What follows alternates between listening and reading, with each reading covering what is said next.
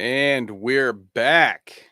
Pulling double duty tonight myself. Late Night Bites is live on Bite Size Sports, and I have a special guest with me, my dear friend, frequent co-host, and celebrating Stanley Cup champion. I guess I'll give you that. Nate, the floor is yours, sir. Congratulations. I'm just going to let you have this moment to celebrate with the folks at home.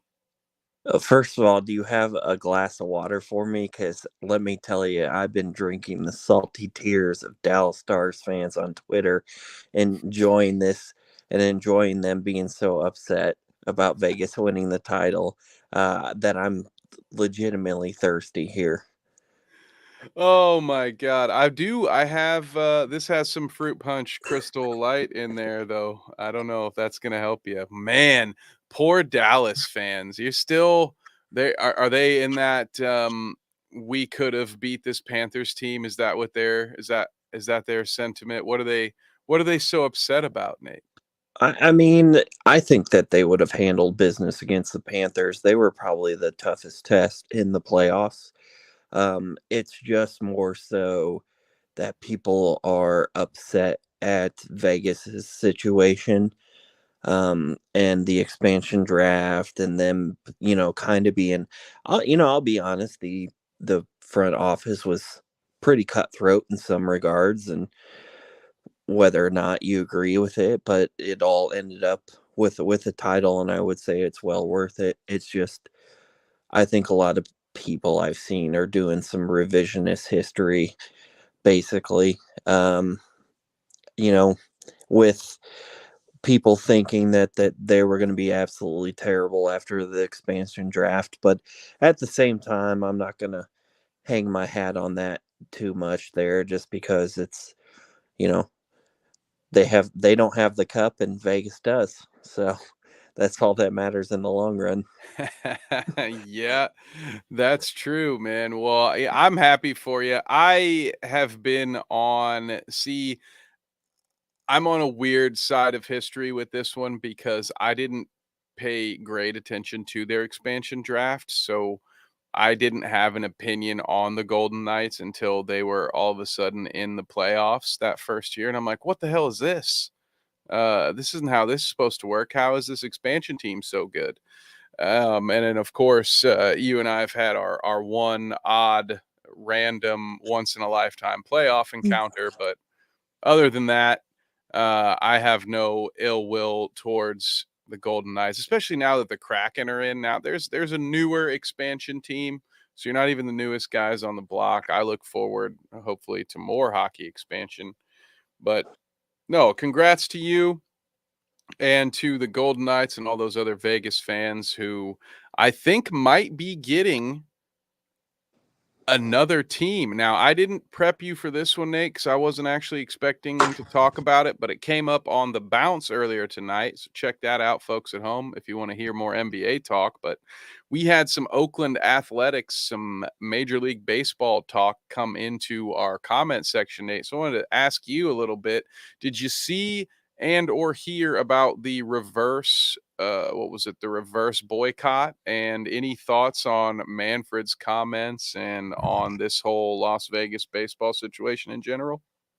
Yeah, for the sake of minding my French just a little bit here. Oh, you don't have to do that. It's the late night show, but go ahead. Fair enough.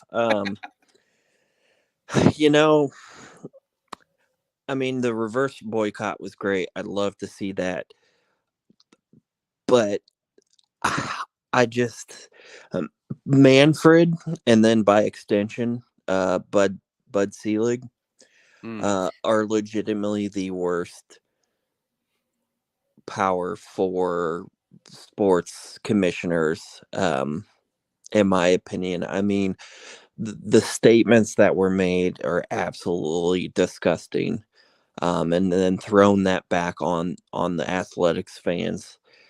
I'm sure people could have shown up more. Like, I've been to one game in Oakland. It wasn't anywhere near a sellout, but there's a variety of reasons why things like that wouldn't happen. And yes, Oakland has moved twice already before, but I believe they are close to, if not more years in Oakland than they were in Philadelphia. But I'm not 100% sure on that. They've been there Um, for a long time now. yeah, I since the mean, 60s. I was gonna say I thought 70s, but yeah, 60s. Damn, even longer than I thought. So yeah, it's a tough blow, and we've talked about this before. I don't know how sustainable multiple teams are going to be in Vegas. I think some of these teams are overreacting to your hockey success, and I don't know that Vegas in the summer that a lot of people are going to want to sit outside and watch baseball. What are your thoughts about that? You think they're going to attract a crowd? I think most of those games are going to be in the evening, and it's supposed to also be Mm, a retractable roof stadium, supposedly, okay. or supposedly, excuse me. But I just, I just have a lot of negative thoughts about the whole situation, and to be honest with you, I just don't see. I mean, they're going to have to rely on people coming into town to go to games because I just don't see them having the same connection that they have with the Golden Knights and, to be honest, with the Aces as well, in the Yeah. WNBA. I mean, I think the NFL moving there was fine just because that's just going to, I mean, with the way things are, that's just going to be fine no matter where they end up personally, Yeah, and even. with the betting and stuff, yeah, they'll always be fine. It makes yeah, I agree with that.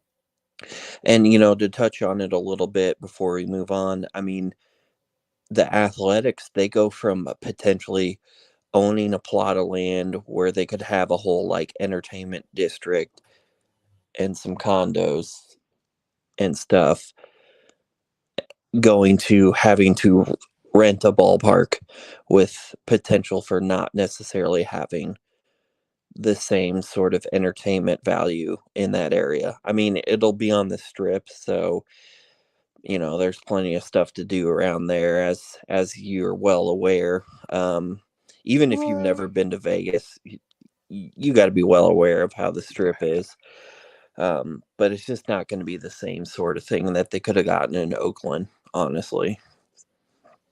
yeah, that's true. I mean, I just envision not to compare it, but I just think of something like Wrigleyville or, just this if you have a little area around your ballpark, you can really make a day of it. Whereas, yeah, if it's just something that's on the strip, I don't know. In my limited Vegas experience, there was never any place on the strip that I stayed for more than a couple hours. So I don't know that a bunch of people day drunk that are gonna go catch baseball games in the evening. To me, I think Raiders games work because the NFL is king and sports betting is huge, and that can be a whole thing. There's more going on. I think. I just don't know that there are as many casual baseball fans as there used to be, and I think there are more casual football fans, and it'll be able to survive that way, especially with any traveling fans. You've got people just are more devout about football than anything else. I think you don't see Reds fans putting each other through tables before a Reds game. There's only 17 of these a year, so I think it makes a lot more fans travel for that reason, right? Because you're only traveling to a couple games a year. You're not, Nate is you're one of the more well traveled baseball fans that I know. But other than that, I don't know a lot of folks that are making multiple trips out to, you know, go see their favorite team play away. I go catch a lot of Cubs Reds games because that's 2-hour drive. Right. It's easier than getting to Wrigley. It's not going to be the case for many fans of teams when they go play Vegas, but maybe they'll build a just a regular old casino trip. Maybe they will plan a vacation around. Oh, okay. The Cubs play the Athletics. That's a bad one. The Rays play the Athletics, so I'm gonna go to Vegas. I'm gonna take my Vegas trip then. I don't Well, know. I will say this: I could see they having some partnerships, maybe with some casinos, or like not necessarily. Well, it would still be the casinos, but like the MGM properties, the M Life card or Caesar's Rewards, and kind of having some stuff in there, because I know previously there's a app, a slots game called My Vegas Slots, and you can earn like loyalty points you can redeem for like rooms and things like Mhm. that. At one point, they did have Golden Knights tickets on there. I mean, they were really hard to get, but I could see some scenarios like that being used as um, rewards for Yeah. card carrying members. But I just I think they would do much better if they had gotten an expansion team in Vegas. I mean, I previously Yeah. thought about or displayed my thoughts in one of our shows, about what I feel about Vegas and getting the amount of teams. But if they were going to have a better chance, that they should have gotten an expansion team. But you know, they're trying to figure out the Rays and the Athletics stadium situations before they consider, you know, excuse me, before they consider going the expansion route. But Hey, give I me the know, Montreal Expo Rays. I like yeah. that idea. That's made for me right there. Half your home games Montreal, half in Tampa. I will at that point, if they ever did that, there would no longer be the Rays would no longer be number 2. You know this about me now. I mean, it's you can see above my head actually the inaugural 1998 Devil Rays banner because I was in Tampa in 1998. I was a new kid on the block when the D Rays were the new kids on the block. I got to see Fred McGriff, Wade Boggs, Canseco, all these old guys playing. So they've always had a special place in my heart, and they've been my second favorite team. But the Expos, I have family that hails from Montreal. My mother's an Expos fan, so if those two teams combined, it would be a tie. As much as I love the Cubs, I think that's the only that weird Frankenstein of a team would be the only thing I could ever love as much as I love the Cubs. But man, that would be cool. But oh, you got any thoughts on that? Yeah, I mean, I this may seem kind of ridiculous, but with what the Ricketts are doing, with the state of the franchise, and honestly how baseball is going about things, I mean, it honestly wants makes me want to be less of a fan of the sport in general. I mean, it's not ever this stuff's not ever going to necessarily affect the Cubs because let's be honest, they're never going to move. Hmm. But I mean, there's just better ways of going about moving teams in any form or fashion. And there are certain places where teams shouldn't even be anyway. But I don't know. We'll see how it shakes out. Yeah, that's fair. I think baseball has continues to do a number on themselves when it comes to just losing their viewers and not quite figuring it out. But maybe they should have some of their pitchers pull the old Doc Ellis more often, huh? Because 53 years ago this week, not today, this is an old tweet. Doc Ellis no hit the San Diego Fathers while on acid. Nate, any thoughts on this epic and legendary performance? There's some questions to whether he was actually tripping balls. Hmm. But putting that aside, I mean, this is kind of a phenomenal feat. I mean, the way he describes it, there wasn't exactly, he couldn't really see something stable. We'll put it that way. Because I think he walked a ton of people and hit a couple people in this game too. Um, but he supposedly was up in LA and wasn't supposed to start this game. And then I think they called him a couple hours before. So he had already taken some acid and drove down, which in its own right is kind of irresponsible.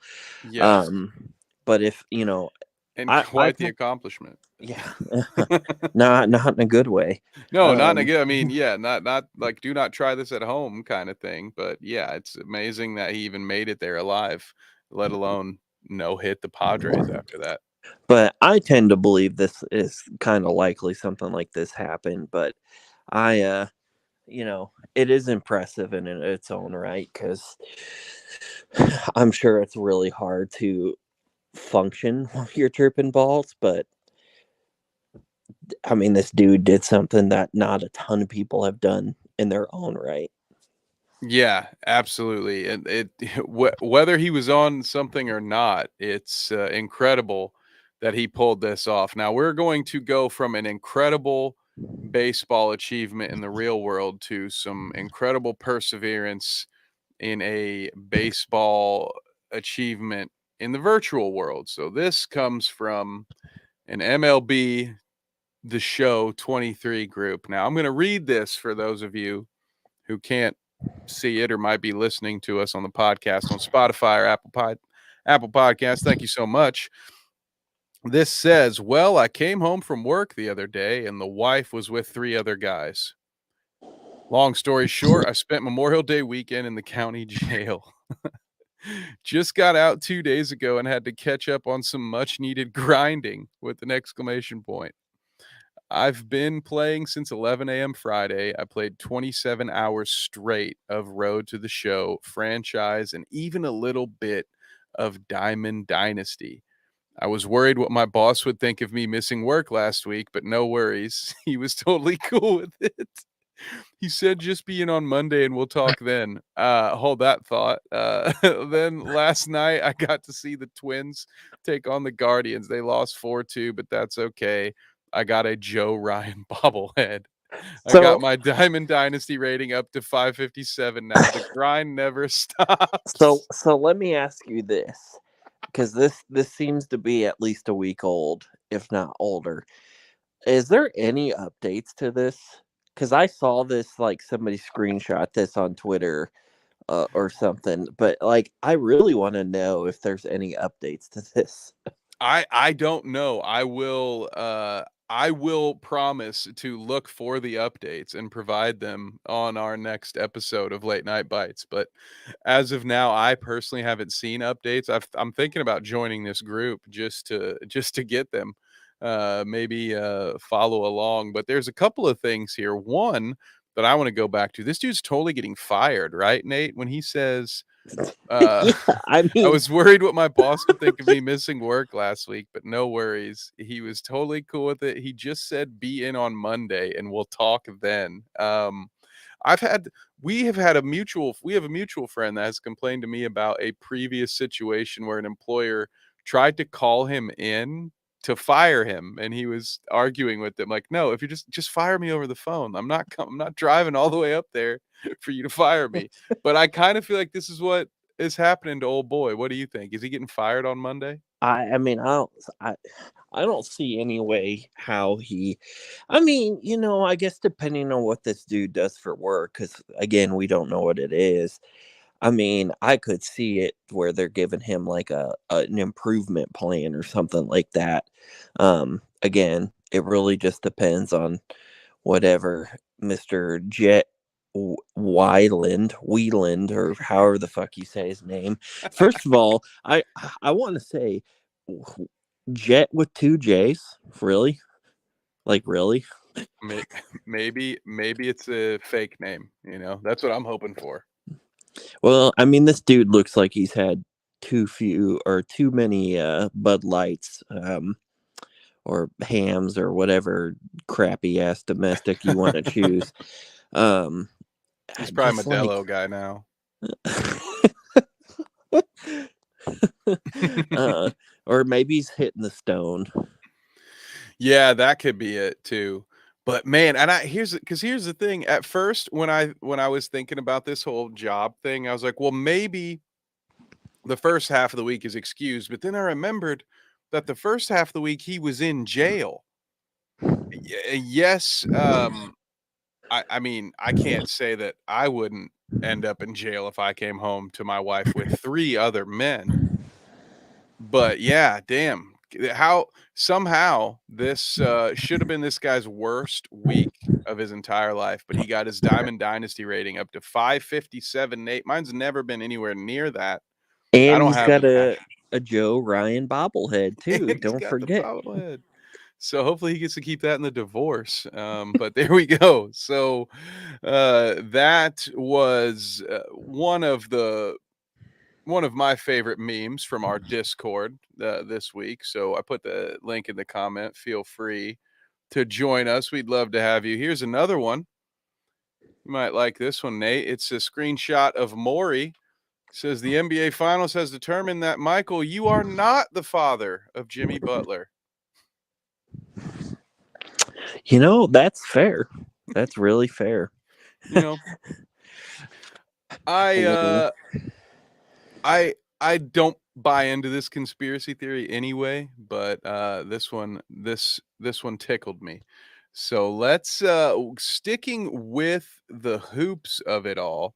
We actually have a big announcement. Austin Reeves and a Chinese company, Rigor are finalizing a signature shoe deal that is expected to reach over seven figures. Look at that shoe, Nate.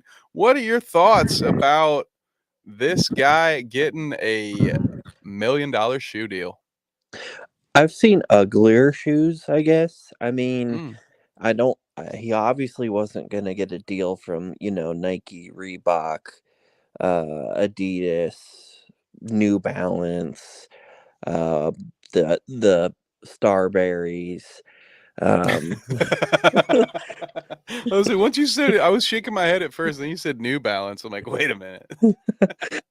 and I don't know. Maybe he'll get signed by And One or something. But I, I mean, They I look like animals. They look like something you'll buy at Kohl's. no, they look like something you'd find on the rack on the wall at Ross or TJ Maxx. Yes.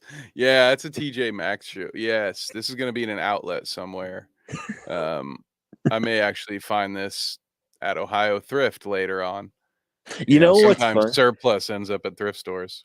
You know what's funny though? I did find like a pair of like decent Nikes at Ross the other day. Surprisingly, because usually they'll have like Pumas or some crappy Reeboks or Adidas, excuse me, not Reebok. But there was a couple pair of Nikes there that looked not half bad, to be honest with you. Or you find boots that are they're Goodyear boots, like the tire company. Oh, what? I Yeah, didn't know that was even a thing. yeah. It literally just says Goodyear on the boots. Okay. All right. Get me some Goodyear boots. Well, so For the we're go. record, I did buy a pair of Goodyear boots just for like hiking purposes. Do they work? How? Yeah, let us know. What's up with the Goodyear boots? They're fine. I mean, Okay. they're cheap for a reason, but they're fine. Maybe Austin Reeves will be the future spokesperson of the Goodyear boot. Now, the interesting thing that I found that has nothing to do with the NBA Finals, but this is a interesting little story about Eric Spoelstra's dad, who probably could have sold the shit out of some Goodyear boots or anything for that matter. So this is an interesting little story, a little Twitter thread about how Eric Spoelstra's dad was traded, even though he never played. So he was traded to an NBA team. So let's meet along here. John Spoelstra is his name. He started as a marketing expert in the 70s. He founded his own company. And a few years later, the Buffalo Braves brought him in to do some marketing as their VP of marketing. He later went on to be the Portland Trailblazers general manager. And in the 10 years he spent in Portland, they sold out every single game. And at one point, this is where my beloved Indiana Pacers come in 1983, he traded himself to the Indiana Pacers for point guard Don Buse. He later worked with the Nuggets and the Nets in 91. He was a consultant for this guy. He's just that dude. Every job he gets, they make him the boss. So 2 years later, he is the president of the Nets after joining as a consultant. And yeah, he got their attendance from worst to best in the league. So this kind of gave, in my opinion, some great insight to how Eric Spoelstra got to be such a great basketball mind. He spent his entire life growing up in different NBA organizations. This part is also funny. In 1994, John he mailed a bunch of rubber chickens to net season tickets holders who had yet to renew, which apparently worked. So Yeah, he now works for the single A Dayton Dragons, and they have sold out 1,300 consecutive games. So there's just a little fun, random story about how one of, if not the greatest active NBA coach, how he was raised around the sport. Nate, what are your thoughts? Any thoughts on that? So I guess whenever we go and do a Dayton Dragons game, then Well, it's gonna be tickets gonna be hard to come by. We got to go yeah, check it out. yeah, I guess so. I mean, when you first started talking about this story, I was just thinking like this has got to be fake, like completely. I mean, that, crazy. That's all I can say is crazy. I mean, I don't really know what to say. Yeah.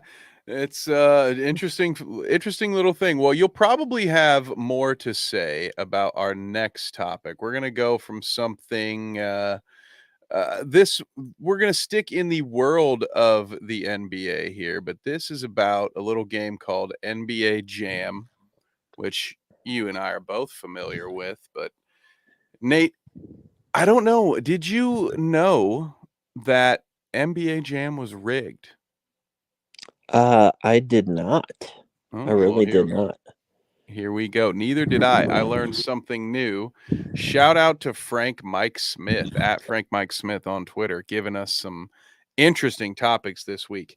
So, one of the developers for NBA Jam, Mark Turmel, was a diehard Pistons fan who had gotten sick and tired of these Chicago Bulls who had dethroned his beloved Pistons as the top team in the East. So he decided to do a little something about it, but he couldn't do too much. You can't make it too obvious. So what did Mark do? He made things happen in the game to where if the two teams were ever in a close game, buzzer beater shots from the Bulls had exactly a 0% chance of going in. So there you have it, Nate. If you've ever lost in a close one against the bad boys, you can now legitimately claim that the game was rigged and you would be correct. What are your thoughts? Is this the pettiest thing you've seen for a sports fan do in their own profession? Like, have you ever heard of anybody else doing something at their job because of their favorite sports team? Um, I mean, I gotta say this is one of them. I'm pretty sure I've heard stories of students at colleges getting excuse me, they were getting like star players' phone numbers somehow and like kept calling them and stuff like that. Um, which would be up there, but like this is legitimately the most what's the term I'm trying to think of? Harmless, pettiest fucking thing I've ever heard.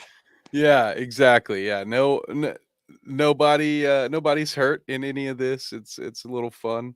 Unlike our next topic, in which there are a few people hurt, honestly, on this next one, but it's equally zany. I'll start reading because this is a long one. But to begin, let's show you the picture here. There you go, little FaceTime for AB, who, well, I'm just going to read it. How about that? Update. The Arena League has officially kicked Antonio Brown's Albany Empire out of the league. Brown's ownership has been filled with scandal he since he bought the team. Sorry, there's a typo there.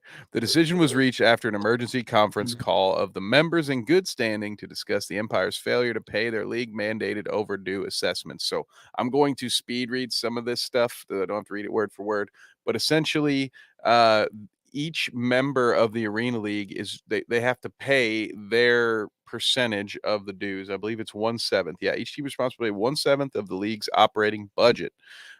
Brown had also been fined $1,000 for, get this, stop me if you've heard this one before, conduct detrimental to the league for some No recent. way. I feel shocked, No right? way.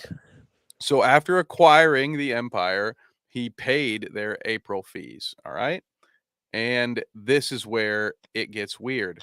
The payment was subsequently credited back to Mr. Brown. Mr. Brown, the league informed his accountant, Alex Ganaris, that oh, sorry. This whole thing is written. It's not written very well. The league informed his accountant, Alex Ganaris, who in previous communications requested that the league communicate directly with Mr. Ganaris regarding financial obligations of the Empire. See, like that sentence just ends. Sorry. Anyway, that's not what we're here to do. Mr. Ganaris was informed of the league's attempts to collect the delinquent assessments, and he communicated to the league that it didn't seem like Mr. Brown was going to pay not only his league dues, but he also wasn't going to pay the fine. So they had a meeting and they set the deadline for, well, technically yesterday now, for Thursday at noon for these payments to be in. So now the payments are not in, and they had to cancel the home game in Jacksonville and terminate their membership to the National Arena League effective immediately. So these players are done. The coaches, anybody involved with this is done. The other teams that were going to play against them now don't have that game. So Nate, what are your thoughts? Is this enough? Are we finally going to see the last of Antonio Brown? Is he going to just go away for a while, you think? No, I wish, but no. I mean, this is a whole. He's on to his PhD from Clown College here, because I read something too that they supposedly like made the payment, but I don't know, the league didn't accept it or whatever. Oh But yeah, yes, it was. Hang on, this is on here as well. Let's see. After acquiring, Brown paid the Empire's April assessment. The team failed to make their May 15th payment just weeks before their game. The league was then notified that the April assessment was being challenged. That payment was subsequently credited back to Mr. Brown. So he paid it and then recalled the payment. Yeah, go ahead. well, I read something else that his team like put out a statement or whatever. But I really wish people would just stop giving individuals like Antonio Brown, among other things, and other people, just the attention that they don't deserve. Mm, yeah. you know, it, we could have had Antonio Brown right off into the sunset and never have to worry or consider him ever again. But then, stupid shit like this happens. Yeah, and he could just live quietly, just spend his money in obscurity and just have a good time, but he you know, might be dealing with CTE, who knows, but he certainly is dealing with some things. And you put it so well when you said there are some people you wish we would stop giving attention to, and I am going to be guilty here of giving attention to someone who does not deserve it, but it is in an effort to help call out some things that people might not be seeing when they see these baby Gronk videos. Now, I don't have the other tweets pulled up, the tweets of the likes of Will Compton and Taylor Lewan screenshotting their DMs. And they're not the only ones. There have been multiple podcasts that have been screenshotting DMs from the baby Gronk Instagram account, which is run by his dad, Nate. Have you seen these tweets? You know what I'm talking about?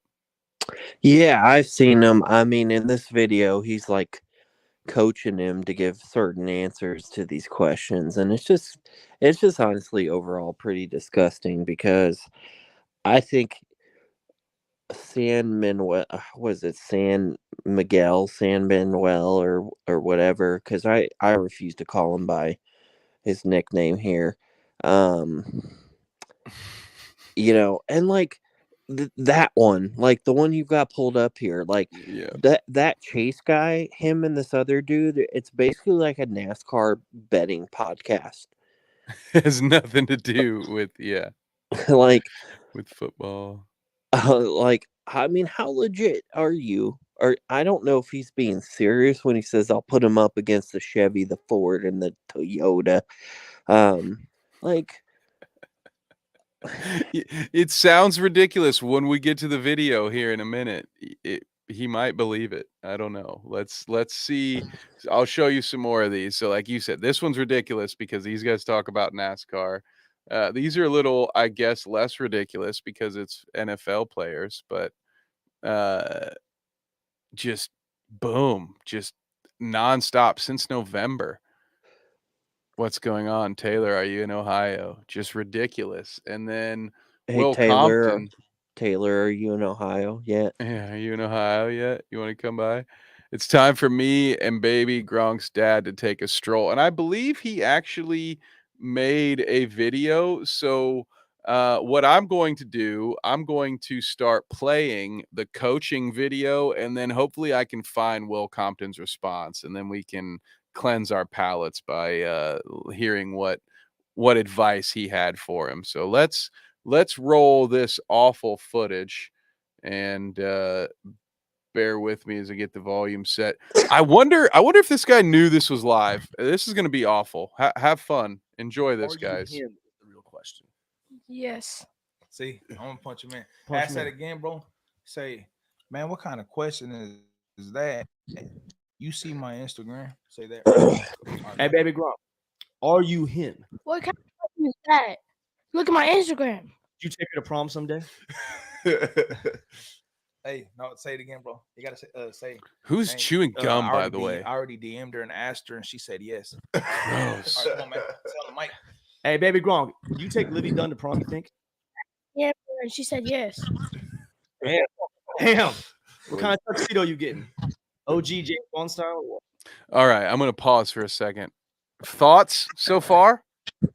I just want to say I'm pretty sure I saw something where his dad, who's pulling all the strings, got busted with PEDs back in the day. I'm just gonna throw this out there. It wouldn't be surprising to me if PED use in a 10-year-old was occurring here. But moving on to the subject at hand, um, I just, I mean, aside from this looking sad and pathetic, I mean, what is he coaching him on? What is he trying to tell him to say? I mean, like, even without him like stopping it and be like, "Hey, you say it like this would all be stupid to begin with." Like, what are you trying to accomplish by this?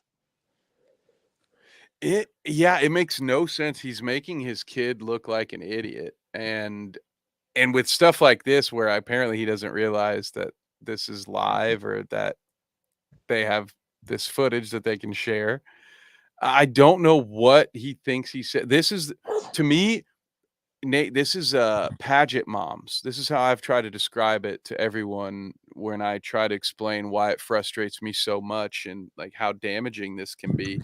This is to me the exact same thing as those pageant moms who live vicariously through their children.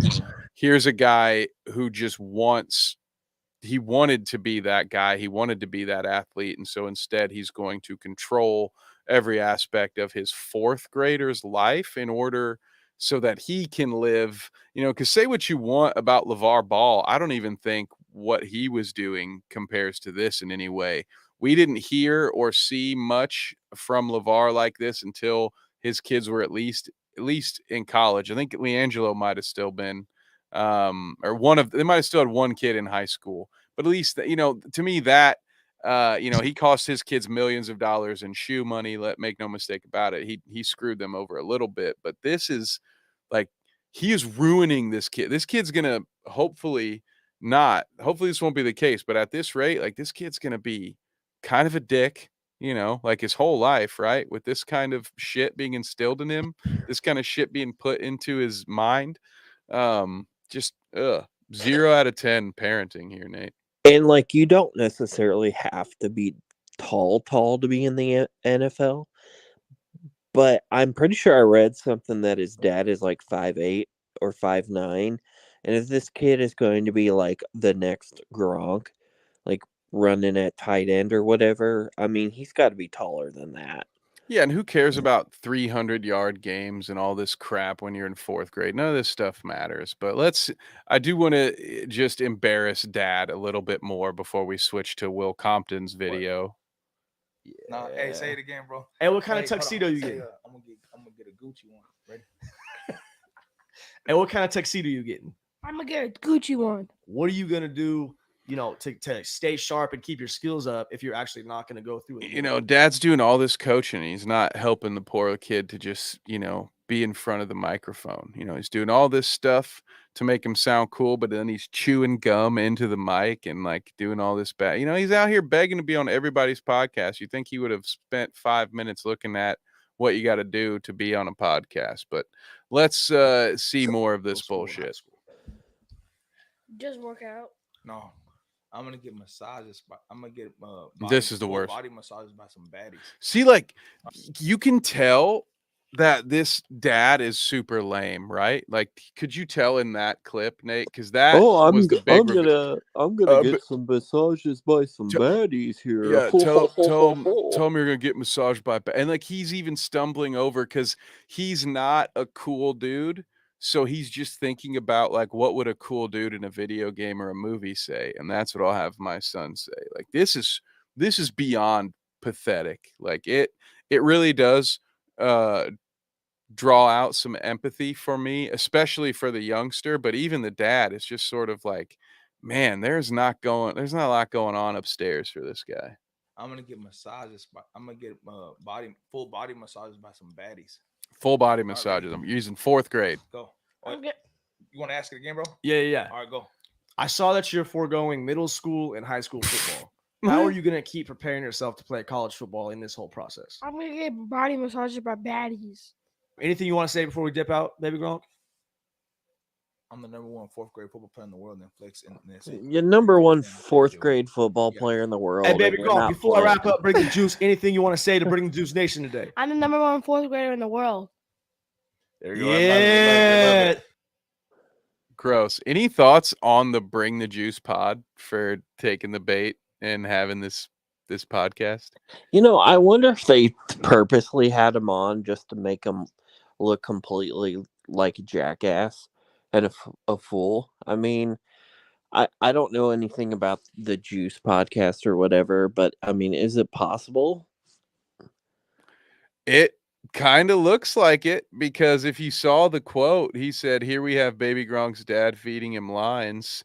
Hey kid, blink twice if you're tired of being your dad, clout, whatever it was." So yeah, that's interesting. And here we have Will Compton, who got tired of all the DMs, and I have not watched any of this, so I don't know what this is going to say, but I think we probably want to hear it. The account again, didn't you, brother? We have to step in the pantry and have a much needed conversation. This is for baby Gronk's father. You are not coming on busting with the boys. I personally disagree with what you're doing. What I think is that you're exploiting your son for social clout, status, fame, money, and to fill a void that you couldn't fill on your own. Boom. I think this is all about you. You're hiding behind all this nonsense that it's not about you, and you're building him a bank account for a safety net. He's going to be a millionaire by the time he's right. Dad's going to spend that money. Fucking yank. Talking about his he's been programmed since he was 6 years old. He works out 6 days a week. He's on a regimen, and no, he he's eats not. salmon and brown rice. And talking about this has been premeditated since before he was born. That is the definition that proves that it was all about you. Yep. This is all about you. You're nothing but like a con artist running a pyramid scheme on the internet. Boom. That means you're 36 years old. If you're thinking about this since before he was born, then that means you're like 24, 25. Your prefrontal cortex isn't even fully developed then. It still seems like it's not fully developed. True. I got to say, though, like calling him a con artist running a pyramid scheme is a little redundant, but I get what he was getting at with that. Yeah. Yes. But he is, I think he's, he's probably not the most eloquent guy out there, but it's probably also helping to dumb it down for old Papa Gronk. But let's see if he's got any other burners in here. Gets hurt or something. Just in case he gets hurt or something. Oh, and then you're like, oh, like I did, like you did, claiming that your career is like Boobie Miles. What? Oh God, I knew it. Boobie's career, you just didn't make it. Oh, that's hilarious. And we're having some playback issues, so we'll just stop it right there. But wow, the Booby Miles thing gets me. That is freaking hilarious. I knew it would be one of those things too, where he was a former player, an injured player. He and LeVar have that one in common, right? He probably could have beaten Michael Jordan one on one as well. Any final thoughts on old baby Gronk, Nate? I mean, I just don't really care to focus on that anymore. Put any time Sure. or effort. Like, I even think I muted the name on Twitter too, like just so I don't have to see stuff. Um, it's almost as bad as your absolute favorite individual that works at Fox Sports, though. Yeah, he's almost as bad as the so lonely Mr. Skip Bayless, who I cannot believe this, Nate. I made a joke because here's this video of That made all this possible. Skip You've embraced saying or me, Shannon allowed saying me to goodbye. become your favorite TV uncle. And for that, I'm forever grateful. You rock with me when you knew very. And I'm gonna pause it here for a second because maybe even down here, I don't know. No, it doesn't have my tweets. Maybe this wasn't the one I tweeted beneath, but I put in a comment. I wonder if Skip lets him finish this monologue because this clip is not the entire monologue. It's gonna cut off early. And then I had people let me know in the replies, Nate, that Skip cut Shannon off. He interrupted, he jumped in during Shannon's farewell monologue.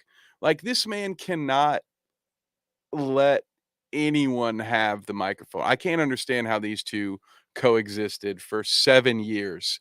I'm so happy for Shannon Sharp that he's getting out. I just wish we could get either Kendrick Perkins or Stephen A. Smith on Undisputed with Skip Bayless, maybe Nick Wright.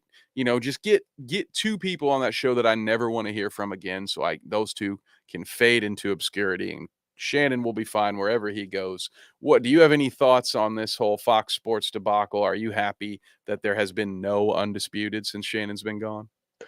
I'm just, I know it doesn't sell, but I'm just tired of, obviously here at Bite Size, we've got hot takes and we make comments, and that's just part of the deal there. But like the way that Skip goes about things, I'm just so tired of it all. I mean, and it's not even just First Take, but there was, whatever's on ESPN now. I know it used to be called Cold Pizza, but that's like long gone. There's some morning show now, though. I feel like it. I think it is First Take because these guys First Take. Skip's on Undisputed. Yep. Yeah, it's called First Take now, not Cold Pizza. It used to be called Cold Pizza, like back in the day. Way Um, back in the day. Yeah, that and was they've got Around the Horn and PTI, and it's just there's a time and a place for it, but it feels like they're getting wrung completely dry, and it's just getting real old. Yeah, it's the same four topics. It's LeBron, it's the Cowboys. Let's see, who else? Tom Brady. That's another big one. Um, Man, that might really be it. Kyrie sometimes, but you can always bank on LeBron, Tom Brady, the Cowboys. Yeah, that's what some people's takeaway was. Alabama. How Alabama, how bad must things have been for Shannon Sharp to walk away from the easiest job in sports? And that's what the joke they were making was that you only have to be studied, you only have to be knowledgeable on four topics to go toe to toe with Skip every day of the year because he doesn't pay attention to anything else. It's kind of like he and Stephen A. Smith they have that in common. They are these ridiculous hot takes, so they don't actually study. I've made this At mention. least, though, I will say Stephen A. Smith when it comes to some, and I mean some, underline some, takes about basketball are not terrible. Yeah, I mean, it's funny. I think he's probably maybe better suited for football, but then again, the big one that I always go to is there was I believe it was a Chiefs Chargers game where the matchup on the pregame that he told all the fans to look out for were between a tight end and a linebacker, neither of whom were on those respective teams anymore. So that just shows you how much research this guy is, one of the highest paid people in this business, and he can't even be bothered to spend 30 minutes before he goes live to look at and make sure that what he's going to talk about is relevant to what he's getting paid millions of dollars to do. So yeah, I agree with you. I'm tired of this stuff. It's the laziest form of our type of content. It's the easiest thing to do. Anyone can make dog shit takes and just be loud about them and be emphatic and stand behind their really bad takes and get hate views and stack all these negative interactions on Twitter and YouTube. It's very easy to do. It's what's been hard and what is a testament and a tip of the cap to Skip and Stephen A is to stay relevant for as long as these two have managed to do it. Most people burn out because you can only escalate so far before people get tired of it. So I do hope that our network and others like it will continue to be part of the change in sports content, because I don't think we need any of this crap. But no, I encourage you all to go check out Shannon's farewell. I'm not going to play even this whole clip here because undisputed they've had enough. They have had enough views from me. We are all done, especially now that Shannon is gone. And speaking of all done, that includes or concludes that's the list. Those are all the subjects. Those are all the topics that I had, Nate. Is there anything that I missed that you wanted to chat with the folks about before we sign off? Shout out to IndyCar. They are running at Road America up in Wisconsin this weekend. Should be a really good race. They repaved part of Road America, actually a good chunk of it, and it looks like it's going to be a fast surface. So be real interesting to watch, especially with also NASCAR off this weekend, minus the ARCA race up at Berlin in Michigan, outside of Grand Rapids. But it'll be a heavy IndyCar weekend with some dashing of, I believe, Formula One weekend as well, and they are in Montreal. Heck yeah, I like that. Okay, well, you'll have to keep us updated next week on how the races went down. I will be once again ringside calling. This time it's the Ego Fight Series. So we have an MMA pay-per-view live Saturday night from Troy, Ohio. You can catch that over at Carnage TV. Follow me on Twitter at @KevNevick_ or follow Carnage TV on Twitter or Facebook at the Carnage TV. We will have a post with a little QR code. That is how you download the pay-per-view. I will be calling all the action at ringside starting at 7 p.m. Saturday night. Until then, I won't be back. But guess what? In only, I think, about 8 hours, we have more live content for you folks. Biting early with our man Trevor. We'll be kicking off. He is in the swing of things every Friday morning this summer. We're going to have a Biting Early show. Nate and I will be back, hopefully with John and some of the other folks, on a future late night Bite episode. We have yet to settle on a regular night of the week. So again, be subscribed or following on our social media so you can be notified when we do go live. Nate, anywhere else you want to tell them about? Should they be following you on Twitter, anything like that?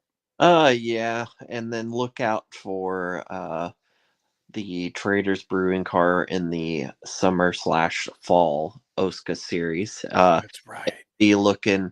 I forgot to contact Damien back, but it'll be looking pretty fly for the main paint scheme, and then some options for the throwback. But also for those of you who are in Ohio listening, if you want a Arby's alternative, just go to your nearest Racks. Oh, I do love a Rax. I might have to head on out to my nearest one. It's only a few hours away. And yes, be sure to go follow 3 Wide TV. Go subscribe to them on YouTube as well, because not only are Traders sponsoring a couple races, but Bite Size Sports has a couple of races, and the beautiful number 9 car getting after it. And one last thing, don't forget Necessary Roughness NFL podcast live every Tuesday at 9. And next Thursday, The Bounce will be live at 7:30. We are live streaming the entire NBA draft. So, Nate, you are welcome to join James and I. We hope to have the whole crew if possible. We're going to have multiple guests coming in throughout the what should be a 3 to 4 hour stream. So, we really look forward to bringing that to all of you. You'll get our in-depth analysis, and I'm going to try to bring a few of my friends who write for the Last Word on Sports, some basketball experts in their own right, to come join us. So until then, we thank you so much for hanging out with us. We really appreciate it. We ran longer than we expected to, so almost hit an hour here. We really appreciate you. Have a great rest of your evening, and we will see you next time on Late Night Bites.